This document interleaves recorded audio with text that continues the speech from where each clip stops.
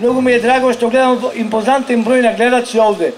Прилеп тоа го заслужува и во иднина се надевам дека сигурно ќе прерасне во уште поголема манифестација во нашиот град.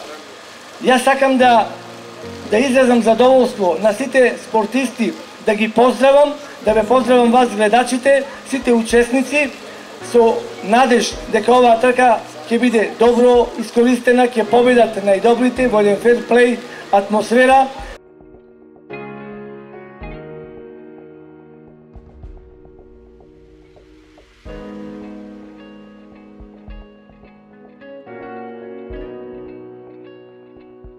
Јас па да ви кажам и возам во двете категории, и не тркачки обични возила и тркачки возила.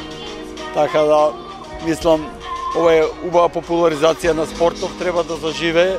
Имаме голема публика, прошла недела беше у Скопје кружниот натпред, преку 10.000 публики имаме. Така да мислам и публиката и ние возачите си го сакаме спорт.